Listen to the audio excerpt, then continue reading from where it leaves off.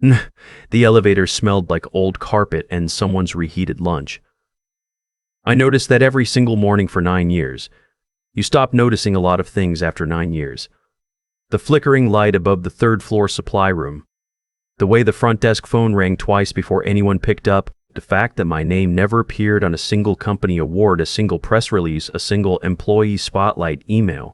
Even though my fingerprints were on every major account we had. My name is Marcus.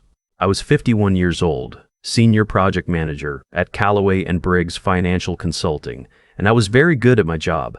Not pretty good. Not solid performer.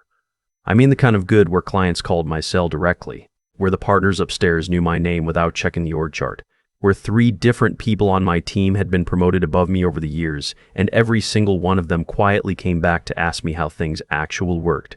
9 years. I want you to hold that number for a second. 9 years of early mornings and late emails. 9 years of covering for people who didn't deserve it, of smoothing over mistakes that weren't mine, of building relationships with clients that the company then put on their own marketing materials without mentioning my name once. My wife Diane used to joke that Calloway Briggs should be paying her too, because she was the one listening to me decompress every night at the kitchen table. She wasn't entirely wrong. I didn't mind the work. I want to be clear about that. I genuinely liked what I did. There's something satisfying about taking a complicated problem, a client's restructuring plan, a messy portfolio, a compliance issue that's been ignored for 2 quarters, and making it clean. Making it make sense. That part I loved. What I didn't love was the feeling, somewhere around year 6, that I had somehow become invisible. Not to the clients, to the people above me.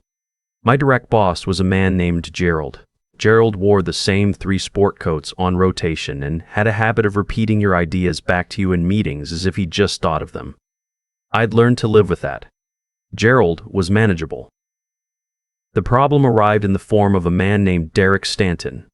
Derek was the son of Owen Stanton. Owen Stanton was not an employee of Calloway Briggs.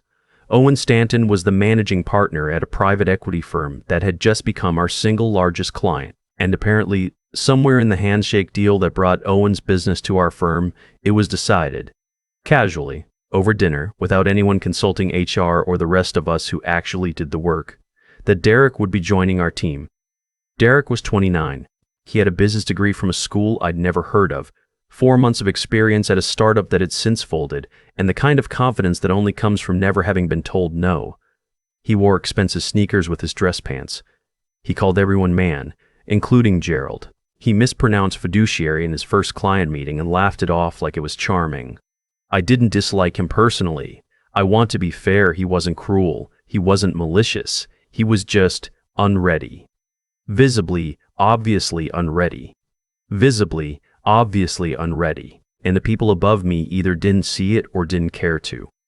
For the first 2 months, I told myself it was fine. Derek was learning. Everyone starts somewhere. I answered his questions. I walked him through our systems.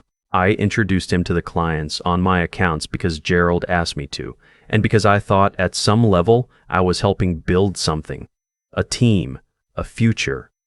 Then came the morning Gerald called me into his office and closed the door. He had that look on his face that managers get when they've already made a decision and they're just waiting for the paperwork to catch up. A little too still. A little too careful with his words. He told me that leadership had been evaluating the team structure, that they wanted to create a new role, senior team lead for client development, that this role would sit above my current position and would oversee the 3 largest accounts I'd been managing. I nodded. I thought I knew where this was going. I had been waiting for a conversation like this for 2 years. Then he said Derek's name. I asked him to repeat himself. He did. 4 months. Derek had been with us 4 months, and they were giving him a role above me. A role that covered my accounts, my clients, my 9 years of work. Because, as Gerald carefully explained, the partnership with Owen Stanton's firm required a certain level of integration at the leadership level. I sat with that sentence for a moment. Integration at the leadership level. I turned it over. I looked at it from different angles. What it meant, stripped of the language, was simple. They needed Owen happy. Owen wanted his son to have a title, and I was the most convenient person to quietly step aside. I didn't raise my voice. That surprised even me. I asked one question. I said, Was I ever actually being considered for this? Gerald looked at his desk, not at me. At his desk. That was my answer. I thanked him for letting me know. I stood up. I walked back to my office, closed my own door, and sat down in my chair. The city was gray outside the window. Somewhere below, traffic moved without knowing any of this had just happened. I called Diane from my cell. Not my work line. My cell. She picked up on the second ring, the way she always does, and I told her what had happened in a voice that was steadier than I expected. She didn't say anything for a moment. Then she said, "How long have we been talking about this?" She meant the other thing, the thing we'd had on the edge of our conversations for almost 2 years. The consulting work I'd been quietly building on the side. Small contracts, 2 or 3 clients, nothing that conflicted with my employment agreement. A foundation. Just in case, had arrived. I told her I needed a day to think. She said, "You've already thought. You've been thinking for 2 years. You just didn't have a reason yet." She wasn't pushing me. She was just telling me what she saw. That's what 19 years of marriage looks like. Someone who knows you're thinking better than you do. I went home that night and I didn't sleep much. I lay in the dark and I did the math. We had 8 months of savings. The house was paid down to a manageable level. Our son, Tyler, was in his 2nd year of community college on a partial scholarship. He was handling it, working part-time, not asking me for much. The consulting side work was real. It wasn't hypothetical. 3 clients who liked what I did and had already told me they'd want more if I ever had the capacity. By 3 in the morning, I had stopped doing math and started doing something else. I started making a list of every account I personally managed. Every client who had my cell number, every relationship that existed because of me and not because of Calloway and Briggs. It was a longer list than I expected. The next morning, I went in early, before Gerald arrived, before Derek's sneakers came squeaking down the hallway. I sat at my desk and I wrote my resignation letter. Not angry, not detailed. 2 paragraphs, professional. I gave 30 days notice because that was what the situation required, and because I am not the kind of person who burns things down on the way out the door. Gerald read it in front of me. His face did something complicated. He asked if there was anything they could do. I said no. He asked if it was about the Derek situation. I said it was about a lot of things and left it at that. I spent my 30 days doing my job. Exactly, my job. I transitioned my files. I answered every email. I did not, however, introduce Derek to my clients as their new point of contact. When clients asked who they'd be working with going forward, I told them that was a question for Gerald. I wasn't being difficult. I was being accurate. It wasn't my decision to make anymore. What I didn't anticipate, what I genuinely did not see coming, was how quickly it would become visible. My largest client was a company called Hargrove Industrial. They'd been with us for 6 years, and their CFO, a woman named Patricia, had my cell number because she'd needed it. We'd worked through some genuinely hard moments together. When she found out I was leaving, she called me directly. Not Gerald, me. She asked me straight, was I starting something on my own? I told her I had some consulting work in development. I wasn't pitching her. I want to be clear about that. I wasn't making a move. She was calling me. She said she'd like to have a conversation when I was ready. 2 weeks before my last day, I found out that 2 other accounts I had managed for 4 and 5 years respectively had put their contract renewals on hold. They were canceling. They were waiting. Gerald pulled me into his office again. This time his voice had a different quality. Less careful. More strained. He asked if I'd said something to the clients. I told him the truth. I hadn't. I told him the truth. I hadn't. I'd done my job and transitioned my files and answered every question asked of me. I looked at him directly when I said it. He didn't have anywhere to go with that. My last day was a Thursday. There was a small thing in the conference room, a card, a store-bought cake, a few people who actually meant it, and a few who were just there because it was a reason to leave their desks. Derek was there. He shook my hand and said, "Big shoes to fill, man." I thanked him and meant it in the straightforward way it was intended. I drove home in the afternoon. The traffic wasn't bad for a Thursday. I had the window down and the radio off. I thought about the first day I'd walked into that building. 31 years old, trying to look like I knew where I was going. I thought about all the early mornings and the late nights and the clients who'd call me in moments of genuine stress because they trusted me to help them think clearly.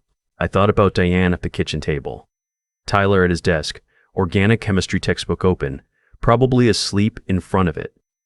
I pulled into the driveway and sat in the car for a minute. Not because I was sad, just because I wanted to feel the full weight of what had just closed before I walked through the door into what was opening. Diane was in the kitchen. She handed me a cup of coffee without saying anything. We stood at the counter together and I watched the yard through the back window, the old oak that needed trimming, the garden she'd been slowly expanding every spring. Everything very still. She said, "How do you feel?" I thought about it honestly. "Like I should have done this a year ago," I said. She laughed. "Not a lot. Just a little." The kind of laugh that means I know. The following Monday, I had a conversation with Patricia from Hargrove Industrial. We talked for 40 minutes. She was direct about what she needed and I was direct about what I could offer. By the end of the week, we had a framework in place. The other two accounts, the ones that had put their renewals on hold, reached out within 3 weeks. Not to Calloway and Briggs. To me. One of them had found my new consulting contact information through Patricia. The other had simply remembered the email address I'd used when I sent them a note on my last day, thanking them for their trust over the years. A simple, genuine note. No pitch. Just thanks. I heard through someone still at the firm that Gerald was managing Derek's onboarding personally now, that the accounts were taking longer than expected to stabilize. That there had been some internal conversations about the structure of the new role. I didn't feel satisfied hearing that exactly. Or maybe I felt satisfied in a quiet way. Not the kind that needs to be said out loud. There's something I want to tell you. And I want to say it plainly because I think it matters. I didn't leave because I was angry. Anger would have made me leave in year 6 when the first pattern became clear. I left because I finally understood something that 9 years of loyalty had kept me from seeing. Staying in a place that has decided your value is negotiable doesn't make you loyal. It makes you available. And available is not the same as valued. I had built something real inside those walls. Real relationships, real expertise, real trust. And when I left, I found out that most of what I had built was actually portable. It belonged to me. The relationships were mine because I had earned them. The knowledge was mine because I had developed it. What I'd been doing for 9 years, I thought I was building something for them.